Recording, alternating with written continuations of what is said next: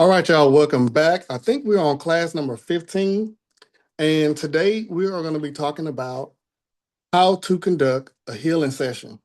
Now, when we're talking about conducting a healing session and I'm explaining it, I just want to make sure that we all understand that there is no right or wrong way to do it. There is no one size fit all, meaning I'm going to be giving just some examples on how I conduct it, but you can always take what I'm talking about or how I'm teaching it, and you can redo it the way that it fits you. And just remember, every session is going to be different. So this is just a guideline. This is not that you have to do it the way I say it. This is just saying these are some ways that you can do it. Okay. So when we're going to be talking about how to conduct a healing session, I'm also going to be demonstrating using some divination tools in the session. For example, we're going to talk about how to use a pendulum, how to use some crystals, especially selenite. Okay, we're going to be talking about dowsing rods for those who like to use dowsing rods, and a singing bowl, and then whatever else that may come to me while we are doing the session. So, as we talk about the session, right, how to conduct a healing session, you can also follow along and actually do a healing session on yourself or someone else that you may, you know, be getting ready to work on as you watch this or watch the replay. And you can use it to kind of follow along to do it on yourself or someone else. Okay, so when talking about doing a healing session, again, when you go back through the videos that we've done in the past, you will see that every video leads to the next. So that means everything we've learned over the last 14 classes, you'll be able to use when you do your healing session. That means starting from the beginning, we talked about meditation, quieting the mind, clearing the mind, filling it with light. We talked about placing protection over the class or over the over the mind, right? So now that we're talking about doing all of that from class number one, and then we talked about clairvoyance, using the mind's eye. We talked about how to feel spirit, how to channel healing light. We went through all of this. So now we can use all of those things that we covered to actually conduct a healing session. This is where we are now. We're here. Okay. All right. So one of the things about conducting a healing session that's probably the most important is going to be preparation.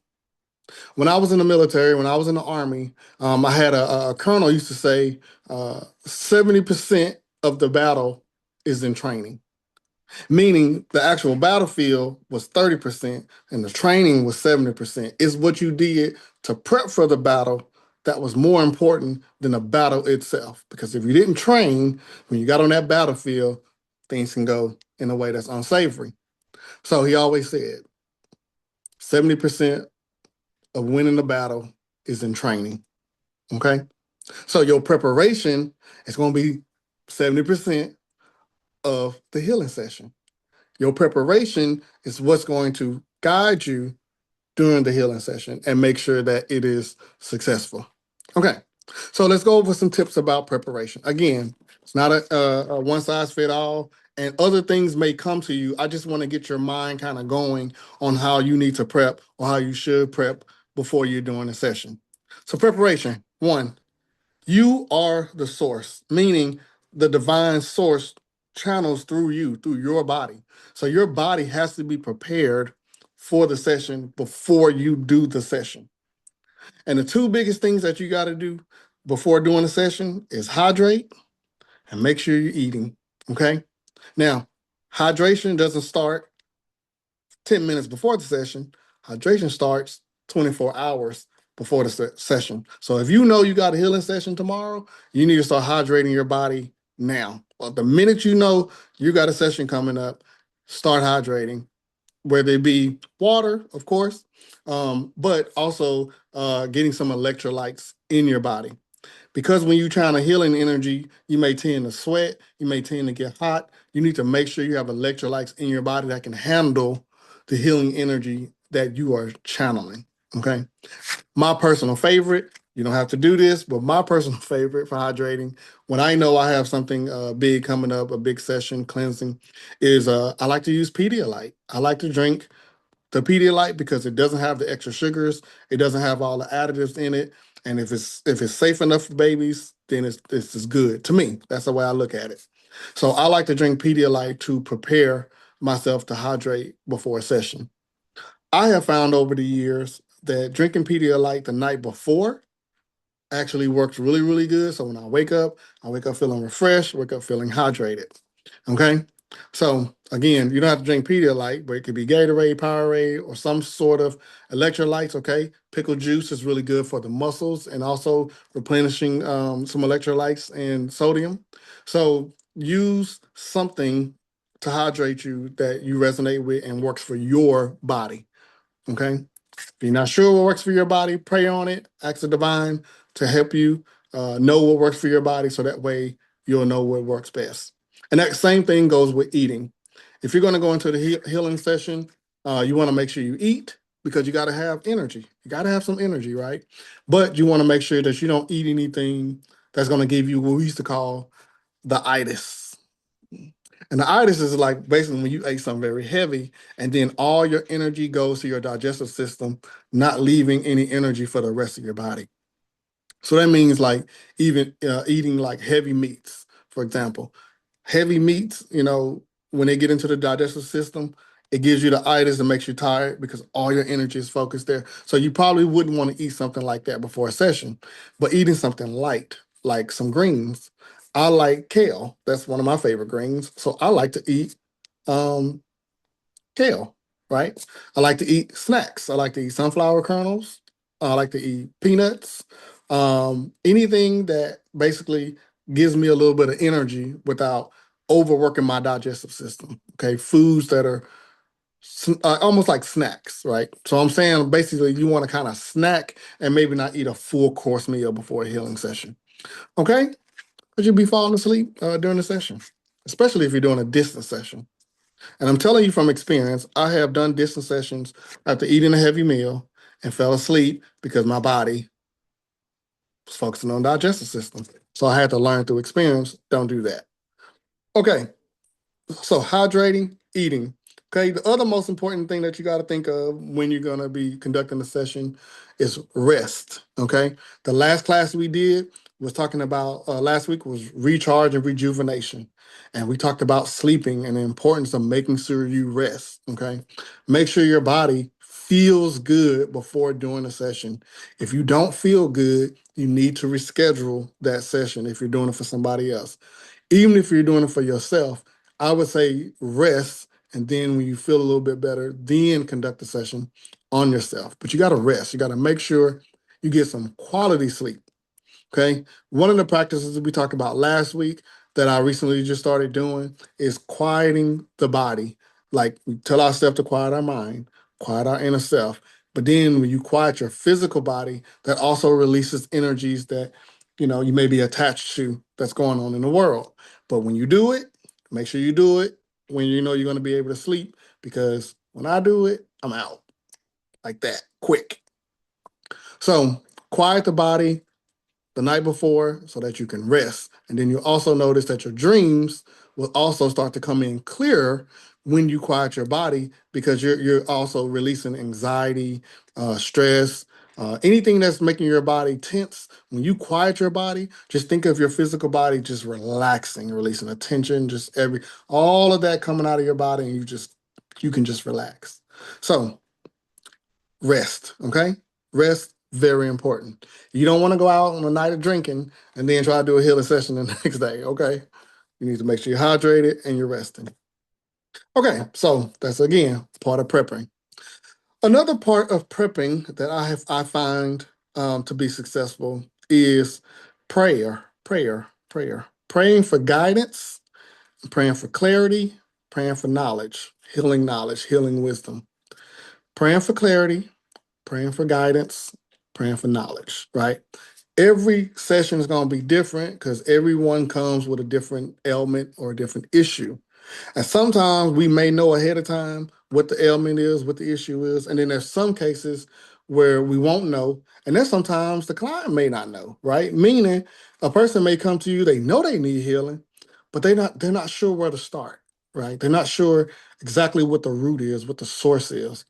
So when I have someone come to me, regardless if they tell me what the issue or not, I always still pray for clarity and guidance and knowledge to help them so that I can get information downloaded into me that I may need that they may not been aware of. Or it can sometimes be I may download something that I bring up to them that came to me and they'd be like, you know what, I forgot about that. That makes sense why I feel this way. I completely forgot about this event that happened in the past, right? So praying for the guidance and clarity will help not only you help your client or the person you're helping understand where the root of their healing is needed, but it'll also help you in being guided on how to heal them. So how a person heals is how they receive, not how we just want to give it. Meaning, now if someone wants to heal in a way that you're not comfortable with, you have the right to refuse. Hey, I don't think I'm the best person to help you heal because they need to receive it in a way that you're not comfortable in giving it, right? But most of the time, the divine is not going to send you someone to help them heal that you're not capable of doing it or that it's not okay for you to do it, right? But in one of those cases where you don't feel comfortable, don't feel safe, you can always refuse it and maybe recommend them to somebody who is more in alignment with the type of healing that they need.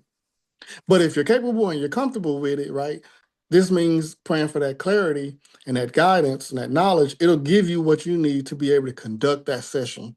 Whether it says, for this person, you need to use a singing bowl. For this person, use your selenite. For this person, use a combination of tools, right? Each person is going to be different. So prayer prior to the session is key. Okay. If I'm doing a cleansing, a healing, a reading, it don't matter what I'm doing with someone. I always say a prayer for clarity, for guidance, and for knowledge, what I need for that session, for that person. Okay. Huge, very important. Okay. Now also prepping. Again, talking about yourself, right? You're going to make sure your mind is quieted. You don't want to go into a session with a whole bunch of things going on in your mind. Okay. When we're talking about clearing and quieting the mind, we talked about it over the last 14 weeks. Clearing your mind clears the junk out of there that you don't need. Quieting the mind detaches you from the things going on in the world that's not pertinent to what's happening right now. So that means when I go into this healing session with my mind quieted, I'm only focused right here on this session, nothing else. Everything else will exist when I'm done. But at this moment, only thing exists right now, me, God, spirit, guides, guardian angels, the person I'm doing healing with. Everything else don't matter right now. Okay? So quiet your mind. Now, because you are a healer does not mean that you still don't deal with your own emotions. It does not mean that you still don't have things that get you upset, get you riled up. And so we're talking about the inner self, which we did in one of the earlier classes. And we talked about how the inner self is your emotional body, your emotional self. So you have to make sure you also quiet your inner self before you do a healing session, especially with someone else. Because if your emotions are all riled up from something else that's going on around you, it's gonna be hard to focus on the person that you're doing the healing session on. So quiet your inner self. Even if you're doing a healing session on yourself, you still need to quiet your inner self because you may be picking up on emotions that are not even yours. So if you're an empath, for example, and usually if you're a healer, you are an empath in some type of way, you may pick up on other people's feelings and emotions, and you need to be able to quiet that so that you can focus on the emotions that you need to heal within yourself. So even in self-healing, quiet your emotions, quiet your inner self so that you can focus. Okay. All right. Now, another thing when it comes to prepping is going to be cleansing and clearing your energy field, your energy. We talked about the aura that goes around the body. Okay. And the aura that goes around our body can house good, bad, and indifferent energies. So you want to make sure you cleanse and clear your energy field so that you're not bringing any negative energy to the healing session that you may have picked up from somewhere else. So a good way to prep could be maybe taking a salt bath the night before or the day of. Okay, definitely I recommend doing it after, especially if the session was kind of heavy. You can also prep yourself by using sage or Palo Santo. I like sage to bring in positive energy. I like Palo Santo to pretty much clear all the bad energy and bad spirits, and also can bring peaceful energy in. So Palo Santo is typically my go-to, but every now and again I get an intuition, hey, just throw a little sage. Just do some sage. But most of the time, especially if I'm doing some readings or cleanses or healing sessions, I'm usually using Palo Santo because of the strength that it has. And so, what you want to do is you light your sage or your Palo Santo, and what I usually do is just kind of spin in a circle or do something goofy just to make sure that the smoke kind of goes around my energy field, right? And you may even want to say maybe an affirmation, prayer, or you can even say, we talked about in, I think, the protection class, we talked about using, no, in the prayers and affirmation class, we talked about using scriptures for as affirmations, right? So you can even have a scripture that you may like to use as an affirmation for cleansing as well. And so use your Palo Santo, and you just want to go around your entire aura to make sure your energy field is cleansed, and then say a prayer, affirmation, some kind of words to assist along with um, the palo that you're using, or sage, or whatever herbs that you like to burn. Okay. Now, same thing goes along with the space that you're going to be doing it in. Meaning, if you have a space that you do your healing sessions in, then you want to make sure that you cleanse and clear the energy of the room, of the space. So if you're in a space where you can burn palo or sage or something, you want to make sure you open a window or a door so that you speak to drive the bad energy out of that space. So a good affirmation or verse that you can use could be Psalms 68 and 2. Psalm 68 and 2, the first half of Psalm 68 and 2, it says, as the smoke drives them away, they are driven away. That's one translation of that verse, right? So basically it's saying use the smoke to drive away the bad, to drive away the evil. Use the smoke to push it out. Psalm 68 and 2. So that's a verse that you can use as an affirmation to cleanse your space, cleanse your energy. Okay. All right. Now let's say you're in a space where you can't burn, something. You can't burn palo, you can't burn sage, right? This is where your selenite comes in to cleanse your space. So I would use a selenite this size, and I like using the Choku Ray symbol to assist in cleansing spaces, right? For those who are Reiki certified or Reiki practitioners, Reiki masters. And let's say you're not a Reiki master. Before I became a Reiki, I used to use the same thing. I just didn't do the little 7 at the top of the Choku Ray because I didn't know about it. But I still did the counterclockwise motions. So I would take my selenite and I would do a counterclockwise motion, counterclockwise, and I would say, all bad energy be pulled out of this space, out of this room, out of this area, Ashe. And I would pull with the intentions that when I pull, my intentions, I'm pulling the energy out of the space, right? Counterclockwise motion, pull the bad energy out of this space.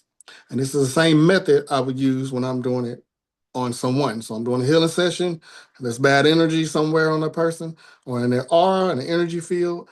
I take a counterclockwise motion over the body with the intentions of pulling all the bad energy out. And I pull up to pull the energy out of them.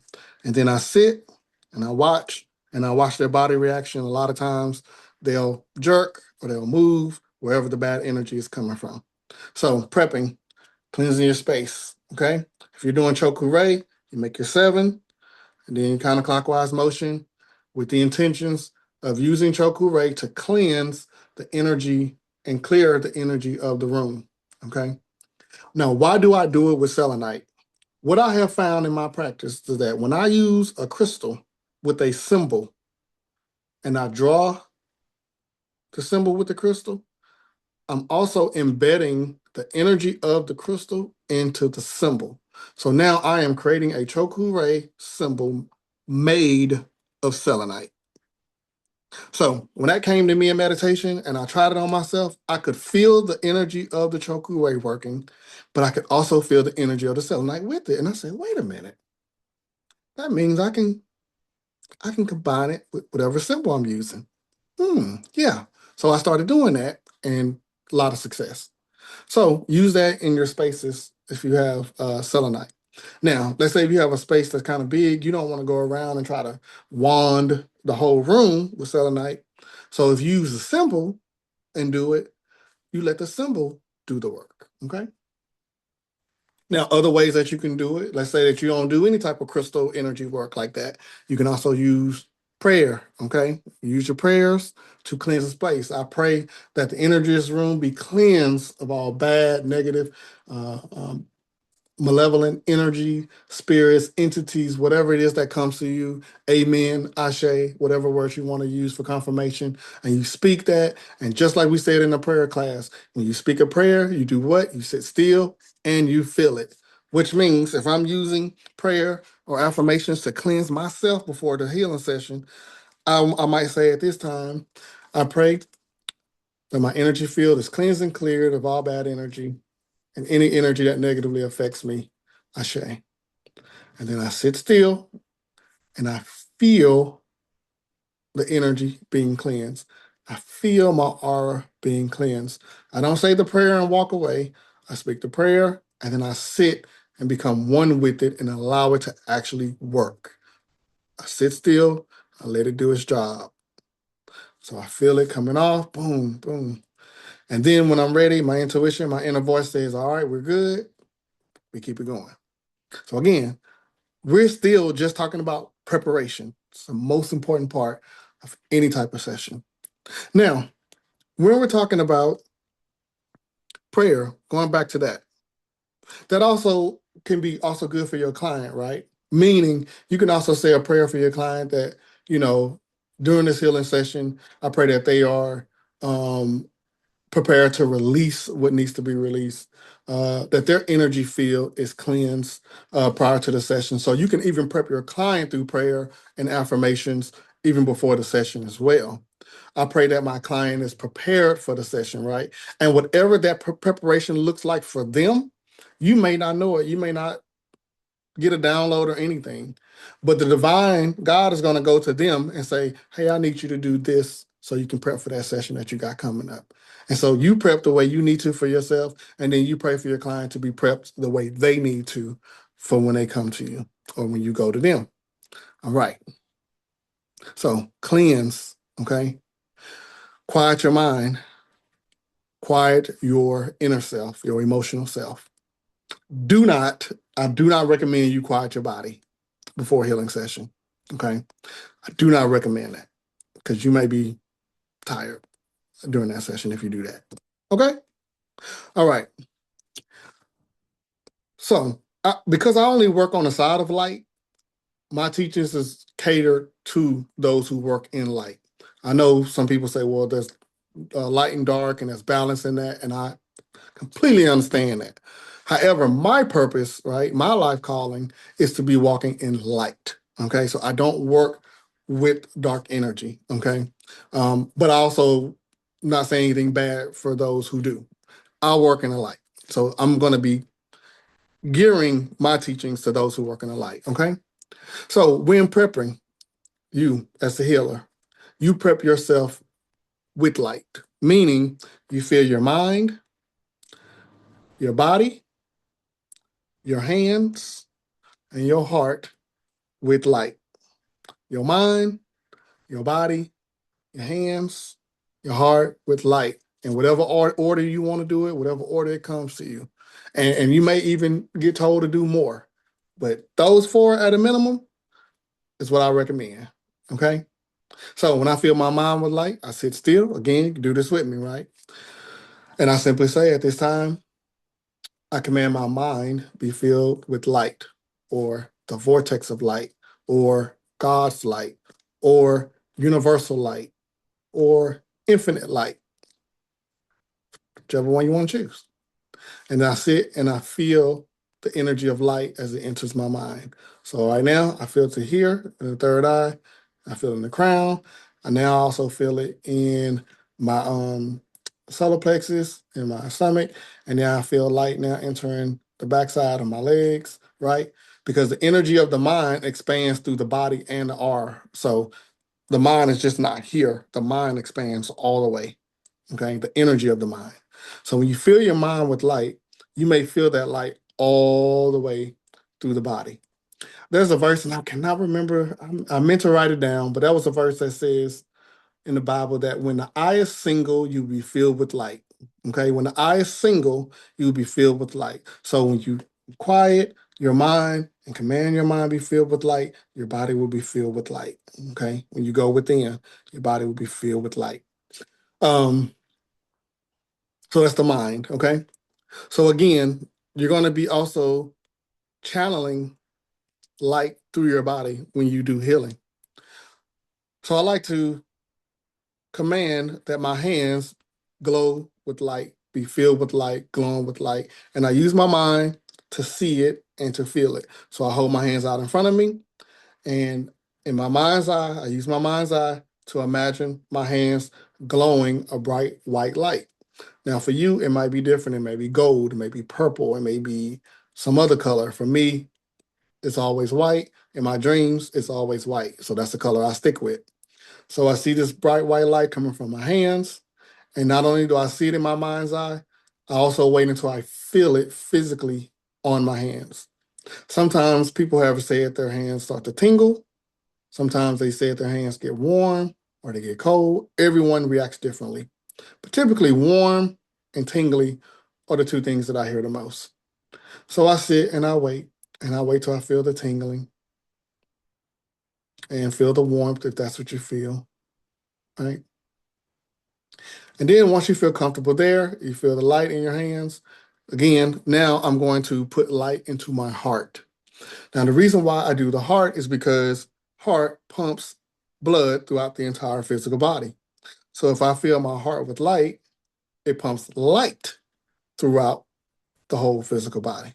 And you can even sometimes add your lungs. So I may put sometimes one hand on the heart, one hand on the lungs, and send both of them light because the oxygen that comes in goes into my lungs, and then my lungs pushes that light throughout the body along with the heart pushing the light throughout the body. And you can hold your hands there. Again, using your mind, you're going to imagine that bright white light or that light coming from your hands, going into your heart, going into your lungs, and you're going to feel it. And then as you feel it, you're going to start to feel it spreading, going down your body, going up your body, as your heart pumps light throughout your entire physical body. And you sit quietly. And this again, this is preparation. You're prepping for the session by filling yourself with light.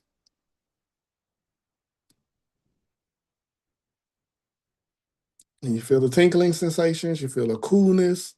If your eyes are closed with the lights on, you may even notice that the light gets brighter over your eyelids. You may notice that it gets bright as the light channels all the way up into your head. Okay? So, feeling the mind, feeling the body and hands and the heart with light. And you can even add the lungs if you do want to do that too. Okay, so preparation. Okay. Now, if you are using like a massage table, typically what I use, some type of healing table, you want to make sure you try to bring items that can make them comfortable, like maybe some pillows, maybe some blankets, some sheets. Maybe you want something to cover their body while they're doing a session. Or if I'm going to like the home of a person that's I'm doing a session on, I like to have them bring their own pillows and blankets, something that they're comfortable with. So, because again, it's not about me. I want them to be comfortable. So, hey, bring whatever you want to cover up with that you're comfortable with, and I let them do that. Or I'll bring some stuff and use what I have, some sheets or blankets to cover them with. You want to make sure that the person is comfortable. Okay, that's most important. It's just like if you were getting a massage. If you're laying on a massage table and you're not comfortable, it doesn't matter how good the therapist is. You're probably not going to feel good just because you're not comfortable. Not that the massage therapist is bad. It's just that you're not comfortable, right? So the same thing happens with healing. You got to make sure that your client is comfortable. Typically, you want them laying on their back, but I have also seen some people put their clients on their stomach. Okay. Just all depends on how you conduct your sessions. So, going back to preparation with your client, right? You want to make sure you have a conversation with them about the session, what they can expect to feel, and how you can explain what they expect to feel is going to be based on your previous sessions and what people report back to you and sessions that you've done on yourself. I always say anytime you do this work, you practice on yourself first so you can get an idea on what you feel. Okay. It doesn't mean they're going to feel it the same way, but it gives them an idea. Okay. Um, you want to also talk to them about having any expectations, what expectations they may have out of the session. There are some clients that may come to you, some people may come to you, and they expect that once you put hands on them, all the problems in their entire life since the time they were born is wiped away. And it don't be working like that. So you have to sometimes explain that sometimes the first session that you might do with them just can break the surface of what's lying, underneath that. It may be in layers. Your spirit, their spirit may say, look, today we're going to deal with one set of emotions, and then the next time we're going to deal with go all the way to the root of those emotions, because based on this person, they can't handle all of that at once. So we can't do everything at once because they can't handle that at once. So we have to do it in layers. So you have to make sure you talk to your client about what their expectations are so that it's realistic. Okay. So that it's realistic. Also talking about the time frame that you're going to be doing a session. It's going to be a 1 hour session, 45 minutes, whatever. Okay. So that they can make sure that they have the time available. What else? Tell your client, make sure that they try not to eat too much food before the session. Also tell your client not to drink too much before the session, like too much water, because then they might have to use the bathroom. Okay. Um, prepping. And just make sure you come with a positive attitude. Make sure you positive. Make sure you feel confident in the session. You might do the session right, and that client might walk away and say, I didn't feel anything. And you might be like, dang, no, don't feel bad. Everybody reacts differently. Okay. Be confident. Know that they might not feel nothing right then, but they might send you a text or email or something 6 hours later and say, as soon as I lay down at home, I start to feel everything all of a sudden. Some people have delayed reactions. So go into your session with confidence, okay? Remember, you're not alone. You got God, you got your spirit guides, you got your guardian. Everybody is there, okay? Also, make sure you call protection. Pray protection over the session. Pray protection over yourself, your client, and the session, and the space that you are in. A good prayer of protection can be Psalms 91. Okay. Whether you use an entire Psalms 91 or just the parts that resonate with you for what you're getting ready to do. Psalms 91 is a good book to use for protection.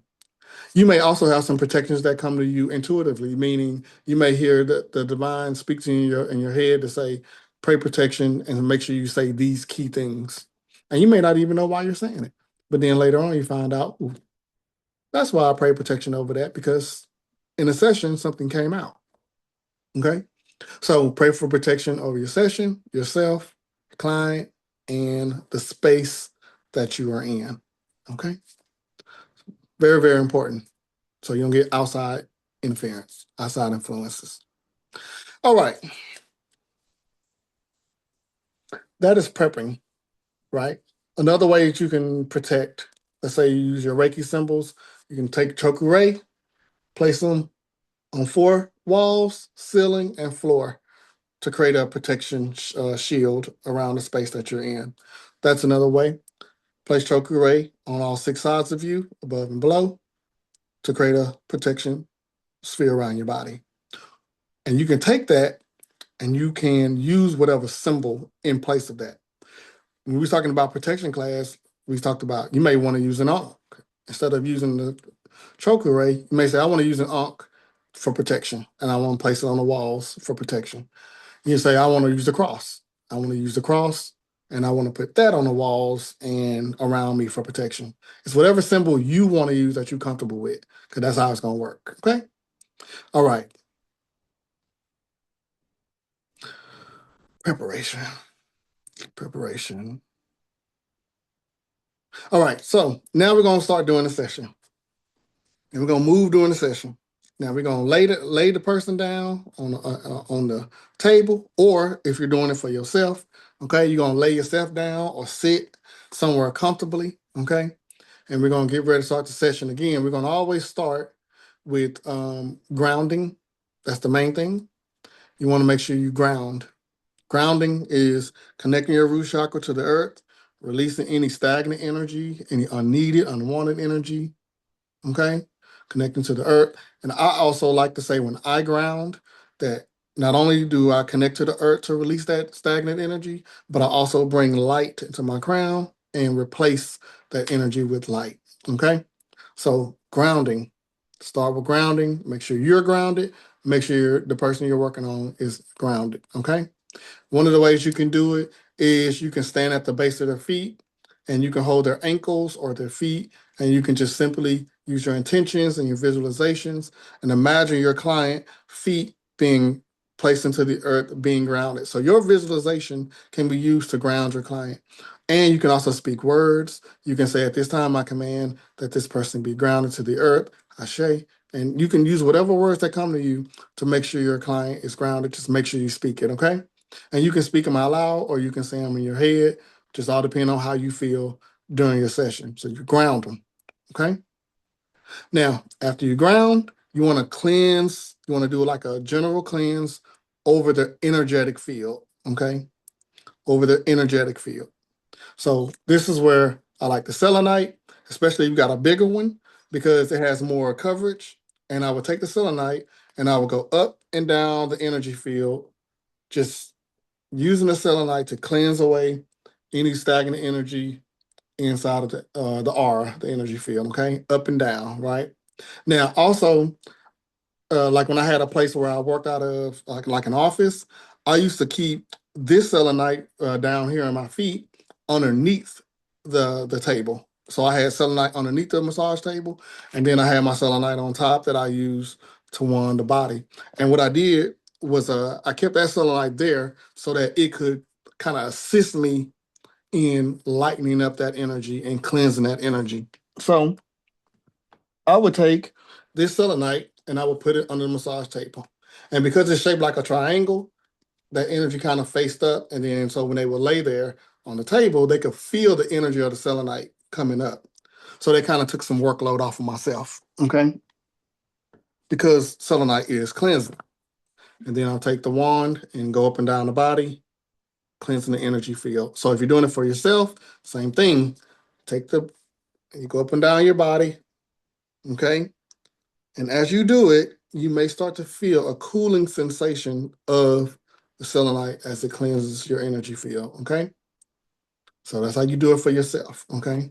And you go all the way behind, all the way down to your feet, cleanse your energy field. Okay. So now you got your person on the table and you are using your wand on them. Now, some people may want to be saged or Palo, So if you're in a space where you can burn and your client wants it, you can burn Palo Santo over them. Okay. You can use a smoke as well. You can do the same thing with the sage. You can burn a sage, right? Use Psalm 68:2, command that any bad energy be driven away with the smoke. So you can also use that on them as well while they are laying on the table. Okay, so client is laying on the table. Let's say you have a client that's nervous because you're gonna run into this. You got somebody on the table and they're like nervous. They don't know. They're nervous. Okay. Um, One of the things that I would do in that case, if you're a Reiki practitioner, is I would use the Seihei Ki symbol, Seihei Ki. Now, Seihei Ki is known as the emotional healing symbol. And I have noticed that when I have used that in sessions in the beginning, if somebody was nervous, it immediately calms them down. It calmed them down, right? Or another thing that you can do is send light through their body. Okay. So maybe you place your hands on their heart and send light, or you place the hands on top of the head and send light. And what I would do was I would send that light with intentions of bringing calmness to them. Now, light, when you send light through the body, it already has a calming effect to it for the most part. Um, but you can speak extra intentions to give that light instructions to bring calmness to the person. So you place your hands on them and you send that light, calming intentions, and then all of a sudden, eventually you'll feel their body kind of, right, kind of let go, right? And you may need to even talk to them. I'm sending calming energy into you. You can relax. You're in a safe space. Nothing's going to happen to you here. You're going to leave here feeling better than when you came. You can relax. It's okay. And then they relax, okay? And when they relax, we're in a good state because we know the healing is going to work because they're finally comfortable. They're relaxed, okay? So relax them, calm them down. All right. Now, when you do a healing session, right? You can call them chakras or you can call them energy centers. But basically, we have these energy centers and chakras, like we did in the last class, that starts at the base of our body, our feet, and goes all the way up to the top of our head, right? So typically, when I do a healing session, I like to start with the root chakra or the root energy center. And this is going to be the energy center of the legs. And the reason why I like to start at the root is mainly because of the name, the root. Meaning, when I send healing into the root, it also will help fix the root of the problems of anything above it. So if I send healing light or light to the root chakra, that light is not going to just stay in the root chakra. It's also going to make its way up to other energy centers, other chakras that's being affected by whatever problem is going on in the root chakra. Now, in my practice, I have seen many, other practitioners that they teach it to start at the top of the head and work your way down. I'm not saying that they're wrong. I'm saying that in my practice, my spirit team has said start at the root because it only makes sense and work your way up. And those who I've worked on say it worked good for them. Those who I've taught to do it this way say it works better for them, right? They can see the difference. So I would always recommend that you start at the root unless your intuition tells you to start somewhere else, right? So for example, the person comes in, they're nervous, right? Instead of me starting at the root, I may start at the solar plexus or the heart chakra or the crown chakra, whatever the intuition says, send light to them so that they can be calm. Then I'll go back to the root and then start and work my way up, still making sure I treat those other chakras, brand new. I don't skip over them just because I started with them. I start back at the root and I go right back through them the same way. Okay. So let's talk about different methods of healing that you can use. This ain't the end all be all, but these are some methods that you can use. Okay, so I want y'all to do this with me. I'm going to do it. And for those who are watching, just imagine that I'm doing this on you at that time. Okay, and I'm just going to use different methods and you're going to feel it different based on the method that I'm using. So if I had you laying on my table at this time, right? And I start at the root chakra, usually I'm going to place my hands around the knees, or that's usually where I place it, maybe around the knees for the root chakra, because the knees will be like the center of the root chakra. The root chakra starts at the base of the spine, right, facing downward. So between the base of the spine and the feet, halfway the knees. So I usually put my hands there, and I place my hands on each knee. So now I'm placing my hand on your knees, and then I'm using my mind's eye to imagine my hands glowing that white light, that healing light, and then I imagine using my mind, and I might even speak it. I'm sending healing light into the root chakra, Ashe, amen, whatever word. And then I feel the energy coming from my hands and then entering the knees. And then that healing light is going all the way down to the feet and it's going all the way up to pretty much where the groin, where the hips kind of are, maybe a little bit below that. But pretty much that's the area you should start to feel the healing light as it goes into your root chakra. You may feel like a tingling sensation. You may feel some coolness or some warmth. You may feel some vibrations.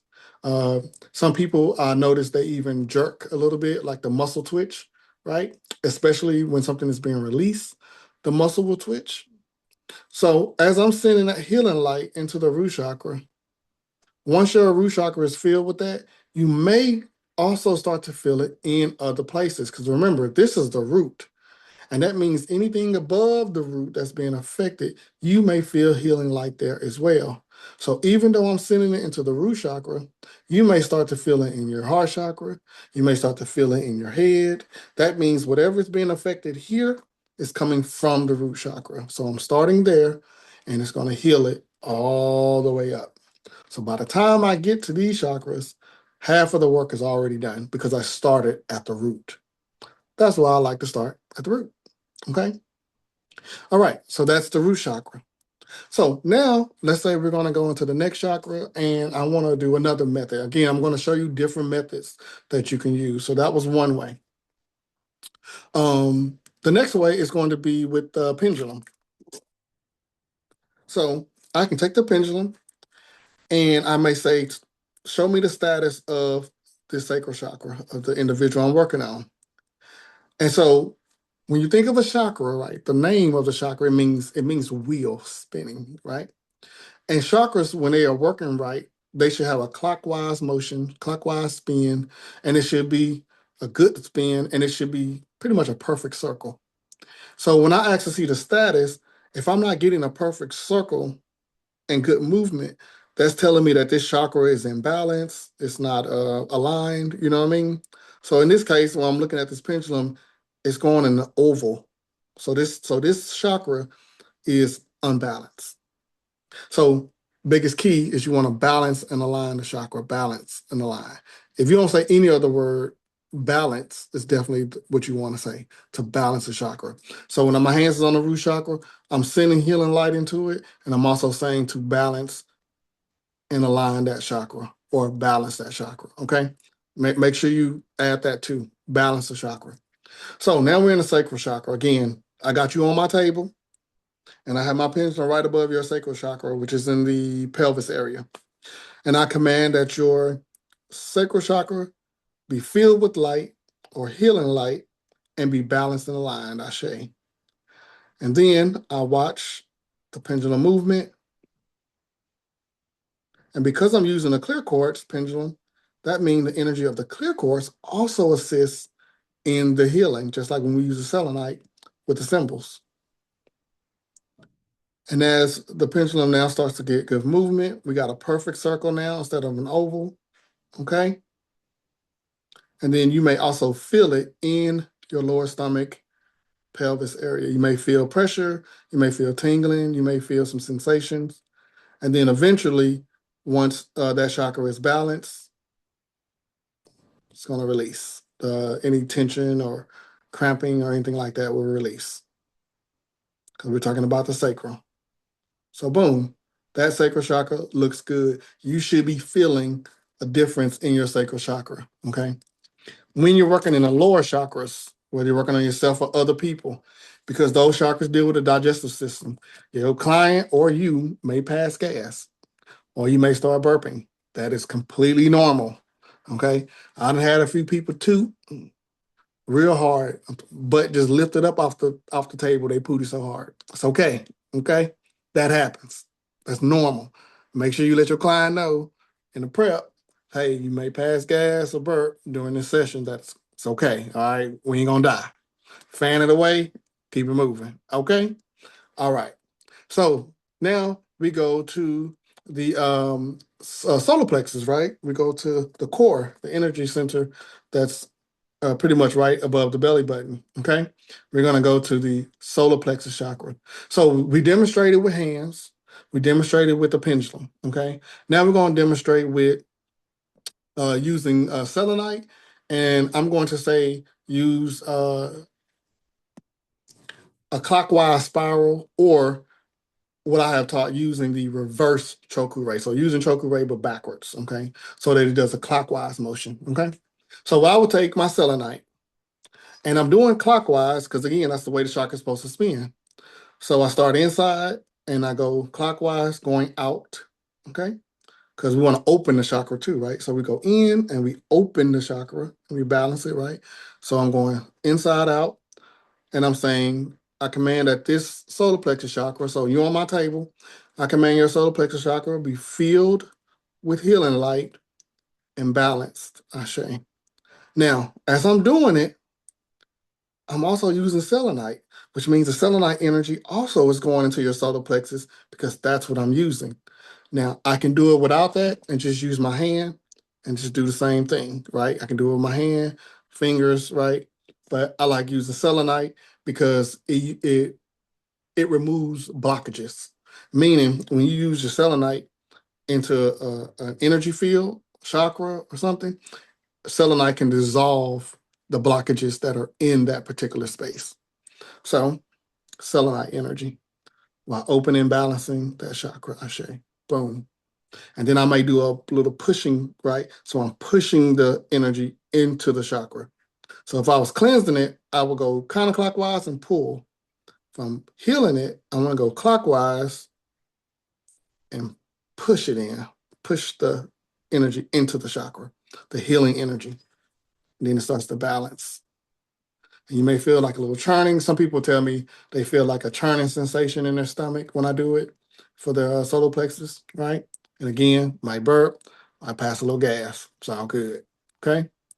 One of the things also with this is that your client might also say later after the session that they may have a mean bowel movement. I had many people say they went to the bathroom and just let loose. All right. Probably shouldn't have said it like that though. I don't mean like diarrhea or nothing like that. When I say let loose, I'm just saying their body cleanse, their body purge. But in some cases, it can get to that extreme. Okay. Depending on the type of cleanse they need it. Okay. So that's using like a selenite stick to, you know, heal that part and balance it. So now working our way up to the throat chakra, or I'm sorry, the heart chakra. So again, you're laying on my table. Now I'm at your heart chakra.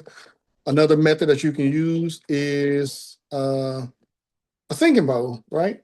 You can use a singing bowl. Now, singing bowls typically will have what chakra they're associated with, right? So this one, being the Om symbol, it will usually be for the crown chakra because of the Om symbol on it.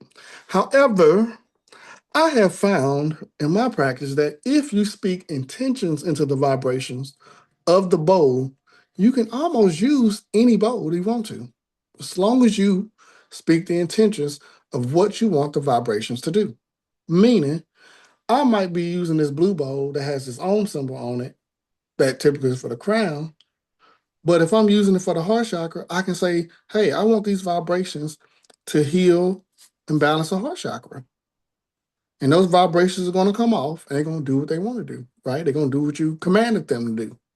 So this is you being confident and taking charge of the vibrations around you, okay? So again, I'll hold that singing bowl over the heart chakra. I'll set my intentions. I command that these vibrations balance and align the heart chakra and fill the heart chakra with healing energy, Ashe or Amen. And then I either, tap the bowl to send the vibrations, or I, go around the bowl to send the vibrations, or a combination of them both. So I got you on the table. Now, for some reason, I think because of the background settings, it won't pick up the bowl on here. So you may not hear it, but if you're listening or you hear, I want you to allow yourself to feel it. Okay. So imagine I'm over your heart chakra, and I command that these vibrations balance, align, and send healing light into the heart chakra, Ashe. And then imagine those vibrations going into the heart, healing the heart, balancing the heart, aligning the heart chakra.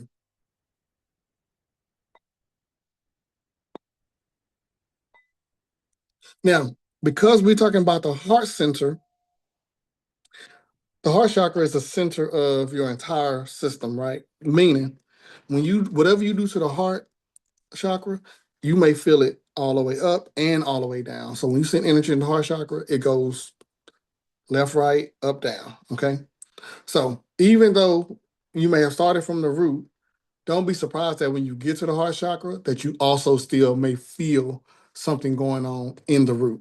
Remember, the root chakra is like foundation, childhood, family, but you also have connections in the heart chakra that's also rooted to family, loved ones. So sometimes you may do something in the heart chakra and it may go all the way down to your root chakra because whatever's going on here is associated with that. Okay. So keep that in mind when you're doing the heart chakra.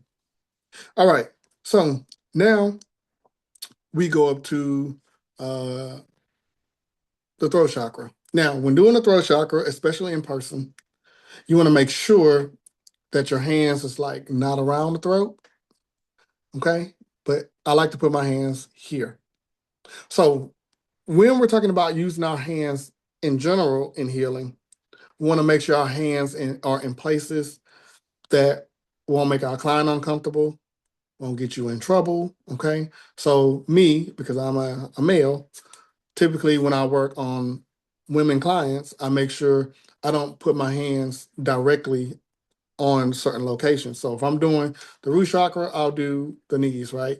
If I'm doing the sacral chakra, I will do maybe right below the belly button, but not on top of the special place. Okay. I make sure I keep my hands above that. And then depending on my intuition, if I feel like this person's not going to be comfortable with that, like I let my intuition tell me, I won't even put my hands on it at all. I may put my hands on the sides, like on the hips, right? So instead of going on top of the chakra, I go to the sides. Or I just hover my hand right above. Just don't touch at all, right? Use your intuition so if that's okay or not, okay? Or you have that talk earlier, before you actually do it. And even if you're a woman, it's still the same thing. If you're a woman and you're with a woman or a woman with a man or whatever, you still want to make sure that your client is comfortable with touch, especially in certain areas. So when I go to the heart chakra, for example, if I'm doing the hands and a person has, they're endowed in the chest, I'm not going to place my hands on their heart chakra. I'm going to place it right above, right? And then there's times when, they might be laying on the table, depending on how they fall. Okay. I can place my hands right between. But again, that's a conversation I got to make sure that the person is okay with. Some people want to touch because they feel the connection better with the touch. So you do got to make sure you communicate that. So when you go to the throat chakra, again, you don't want to, place your hands around somebody's neck that can make them feel uncomfortable. So with the throat chakra, you want to place it a little bit lower. Okay. You want to go right where the collarbones are, maybe like right around there. Okay. Place one hand on top of the other, and you should be good. And then you send healing light to that throat chakra with the intentions of also balancing and aligning. Now, there's these little things that some people ask me to make that they sing, and I started practicing with them, and they work pretty good. So,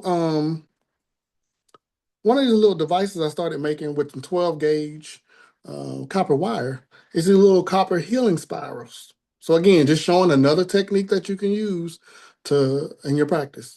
So what I do is I take them and I place them on my hands, however you feel comfortable. So I've seen them placed like this. I think most of the pictures I've seen, they were kind of placed like that, right? I have found for me that I like them actually kind of between my fingers. So I have more stability with them. So I like to place them here, okay, like that. And I'll place one in each hand. And what I have found in practicing with them is that the copper amplifies the light that you're sending, right? So when I first started practicing and I made one, right, I put it on my hands and I imagine white light coming from my hands, just like I normally would do. And instead of just feeling it in my hands, I felt it all the way to my elbow. And I said, oh, I like this. This might work. Hmm.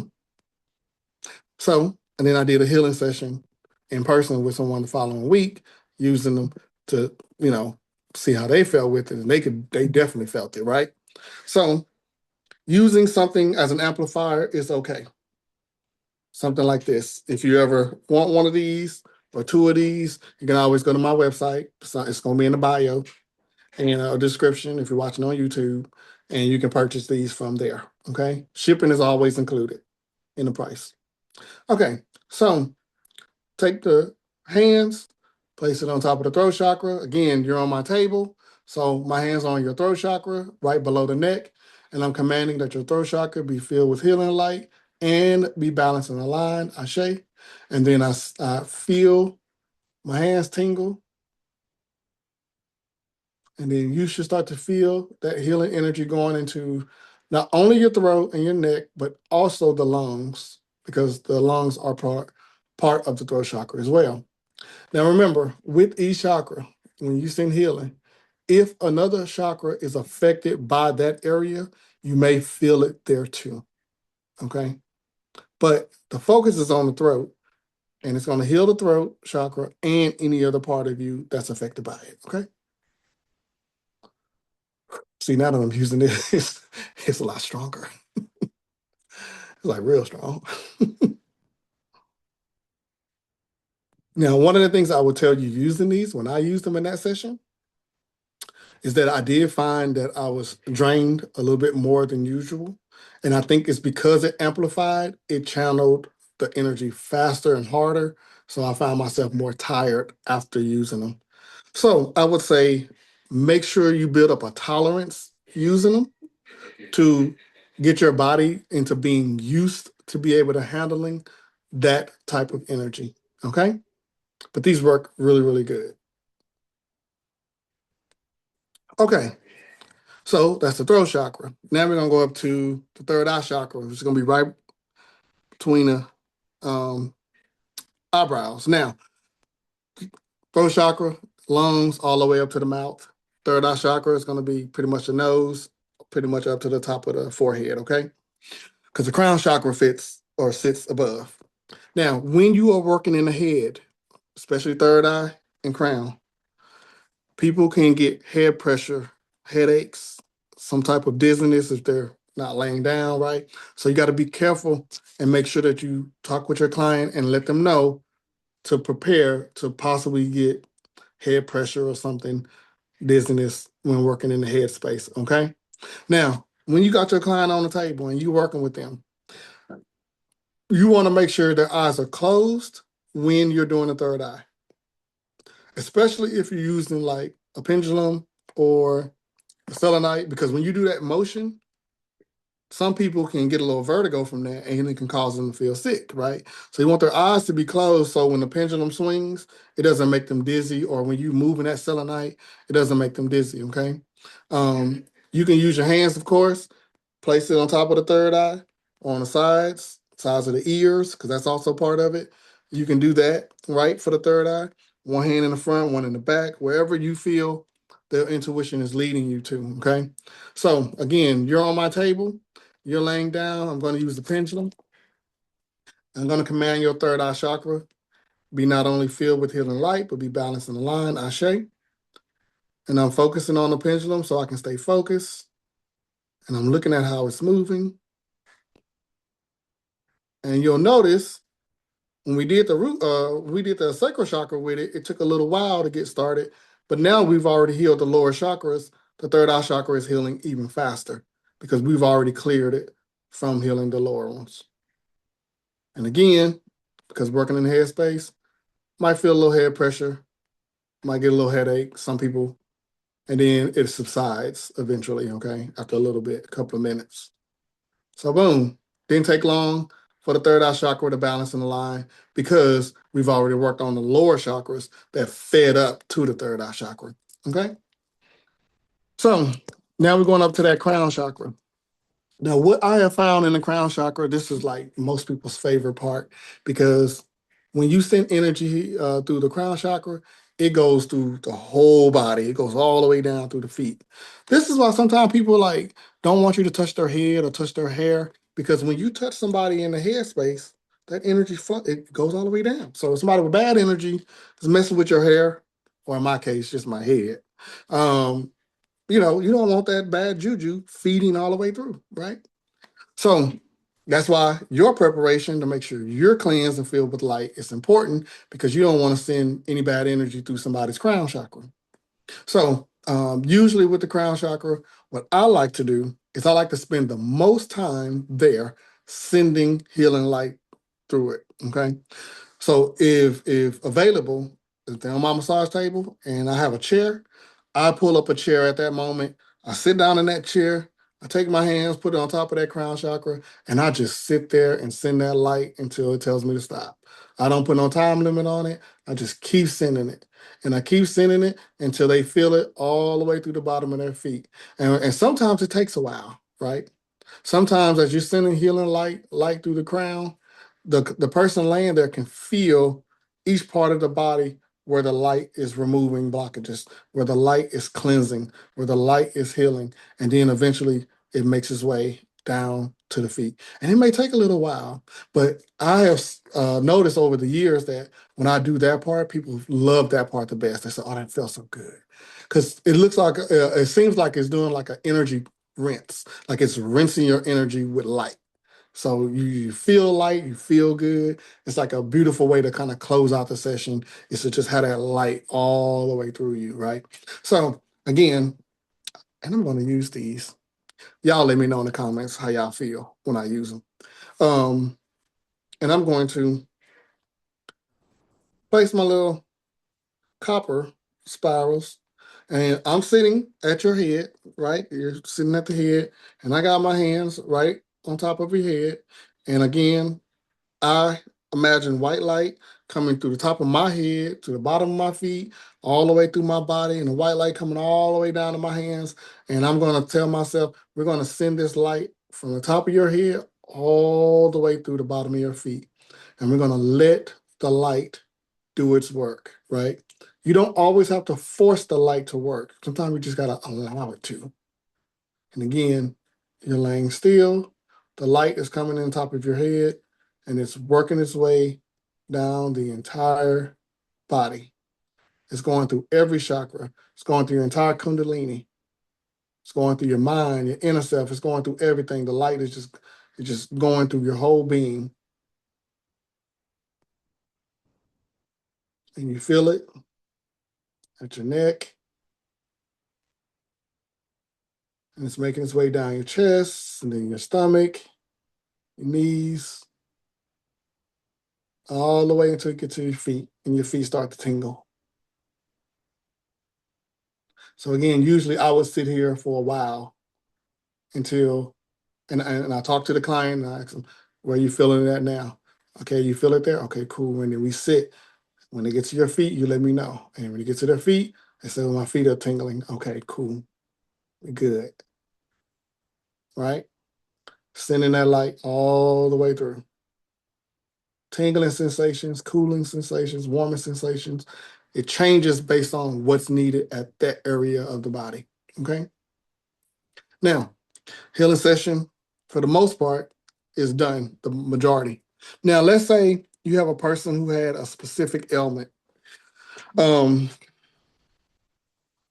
gut, that's what's coming to me, so we're going to use that. So somebody specifically said, yeah, my gut has been giving me problems, right? So after I send that light through the whole body, I might go back to the gut and then just focus on the gut. I'll place my hand on the gut and I'll just send light to that. I'll give you another example. I had a woman about 8 years ago, 8 to 10 years ago, who had I guess when she had her baby, she had an epidural, and I guess they hit the spot wrong and it had been causing her pain for about 11 years because her son, at the time, he was 11. So she said ever since she had him, her back been giving her problems in that spot. And I said, So my intuition said instead of putting both hands on top, said put one hand underneath the back and put one hand right on the spot, put the other hand right above where that spot is. So she's laying on the table and I place one hand above, one below, and then I sent the healing light just like that from both sides, from the front and the back, right? And then to this day, 8 years later, she still periodically tells me it's crazy how my back still don't hurt to this day. Her back's fine. No, she hasn't had any pain since. So sometimes after you do the session, the chakras, you can go back and do some specifics that you and your client has discussed. Okay. So I like to do that during my sessions, go and do the specifics. You can do the specifics with your hands. You can do them with your pendulum, like put your pendulum over the body part that's causing problems, send healing light, and what it'll do, it'll go clockwise. So if a person said they had a problem with their left knee, you go back, you put the pendulum over the left knee, you command the left knee be filled with healing light, and then the pendulum will start going clockwise, and it'll start sending healing energy into the knee. And because you're using the clear quartz, I'm using the clear quartz, the energy of the clear quartz will also go into the knee, right? So you're kind of like using multiple tools to heal that knee. Okay. You can use selenite stick. So same thing. If it was a person complaining, I'm just gonna tell y'all what I'm feeling. I don't know who it belongs to. I'm just gonna use what I'm feeling. So this person having some tension, pain in the top part of their back, base of the neck, right? Then I would say, okay, um, have them either roll to the side or maybe just do it from the front. However you feel comfortable, have them sit up. And then I would take my selenite stick and then I would go clockwise and push healing energy, boom, right into that spot. So if this was the back of their neck, I would go clockwise and push healing energy right into the back of the neck. And I would just lightly touch it or hover it right over that spot until they feel it. And then most of the time they'll say, oh, I feel the tingling. Oh, I feel the warmth. Oh, I feel, whatever it is, right? So clockwise to push energy in, counterclockwise to pull energy out. So if I sense there were negative energy in that spot, I will first go counterclockwise to pull the negative energy out, right? Counterclockwise to pull the bad energy out. And then I would go clockwise and push the positive, the good energy, the healing energy in. Okay. So on the neck, whoever the neck is, whoever that person is, right? Imagine I'm standing at the back of your neck. I go clockwise and I push healing light right into that spot. And then you should start to feel maybe some tingling. You may even feel it start to relax and loosen up, but we're going to let that healing energy do what's needed for you. Okay. Now, healing session is done. You done everything that came to you to do. You might have some messages, meaning as you were doing the healing, you might have some visions or something that you might want to share with them that came to you. Do it, right? That's all part of it. So it's not just sending healing light. You may also get downloads during the session to share with them. I have found with me that when I do it, when I go through each chakra, I usually get a download in each chakra as I do it. Like I get something that tells me what's going on with that particular chakra. Okay. So you just share the messages as you feel comfortable with sharing it with them and allow them to confirm. And then sometimes they may say, I don't know what you're talking about. And then 3 days later, they call you and say, yeah, I know what you're talking about now. Right. So again, be confident. Just say what you see, say what you feel, even if it don't resonate at the moment. So you're done with the session. What you want to do is, and this is very important, again, I'm telling you through experience, you want to make sure when you sit your client up, or if you're doing it on yourself when you sit up, you want to do it slowly, right? Because remember, you were working in a third eye and crown. So there can be some dizziness, there can be some head pressure, some head lightness, like they get lightheaded. So you sit them up slowly, but you don't stand them up. You sit them up and you make sure that they're not dizzy. Okay. But a lot of times they might be, especially if they had energy in the head that had to be healed. Um, so usually I'll sit them up, ask them how they feel. They feel a little dizzy. Hey, let's just sit here for a little while. We can chop it up or whatever, talk a little bit. And then, okay, let's see, we can stand you up now, see how you feel standing up. Stand them up, right? You're holding them, bracing them, stand them up slowly. Are you feeling dizzy? Do you feel like you can walk? Do you feel like you're gonna pass out? How are you feeling? Right? This is very important at the end of the session that you do this. Okay. Got to make sure, because I've had people who I've told in distance sessions, don't stand up during the session. And then all of a sudden I heard boom, boom, boom. And I'm like, hey, you good over there? I know you said you didn't get up, but I had got up to go get and fell against the wall. And I'm like, don't get up during the session if you don't have to, okay? Because you're gonna be dizzy, you know? And so make sure your client is good before you let them get up and walk away. All right. And make sure you do a closeout session. Let them vent or let them talk and say what they experience. Let them tell you. what they saw, what they felt during the session, because not only do sometimes your clients are excited to say what they've seen and felt because they may not never experienced that before, but it's also for you to keep a record, whether it's mental or if you're writing it down, of just how your clients are experiencing you when you heal them, when you do healing with them. Okay. So make sure you let your client give you feedback. The person you're healing on give you feedback. So now, client good, you get up out of there, or they leaving, whatever the dynamic is. Um, if you're doing it on somebody else, you want to make sure you cleanse yourself, right? So one of the first things I do after a healing session is I tell myself to disconnect and close the session out. Meaning that means no portals, no cords, no energy connection. Anything between me and that person gets closed out, separated. Tell myself to close out this session between me and such and such. If I'm doing a class or a live on Facebook or something, I'll say the same thing.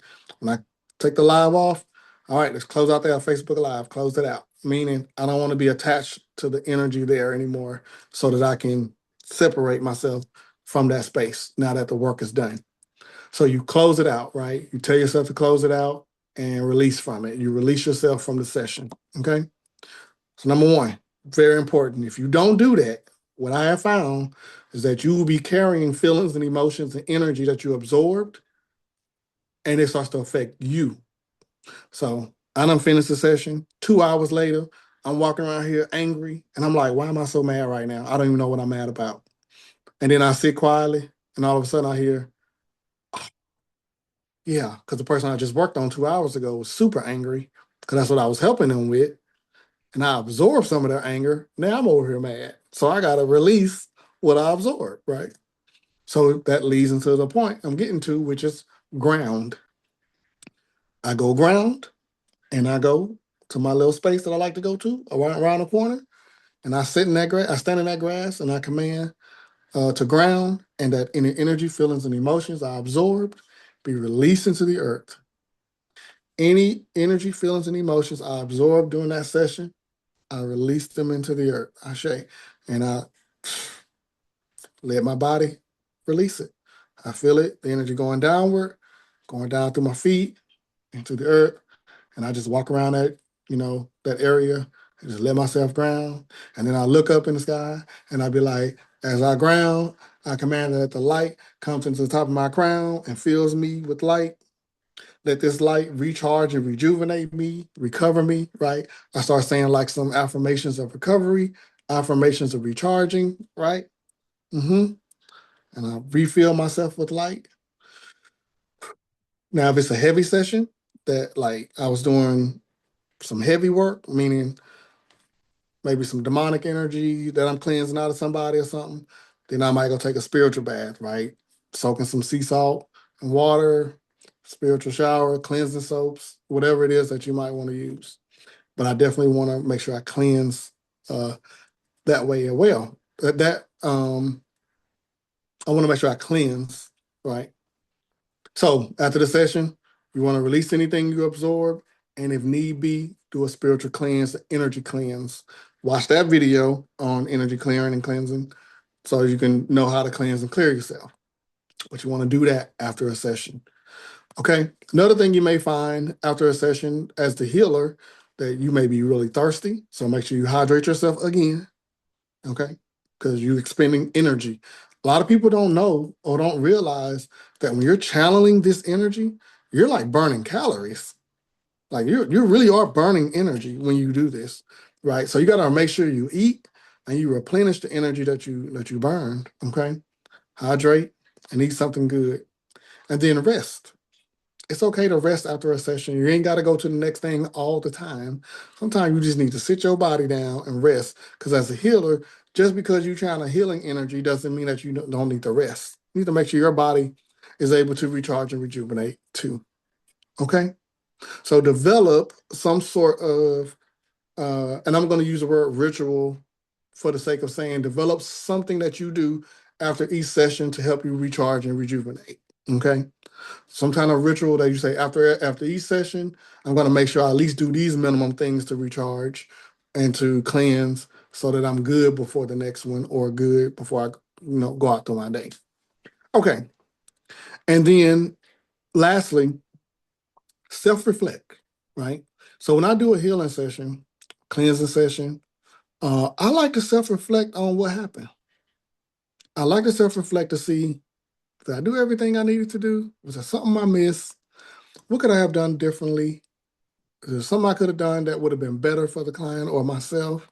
Like, I like to self-reflect because when you do that, that means the next one, you're going to bring something to the table that you probably didn't bring the last time, and you just keep getting better.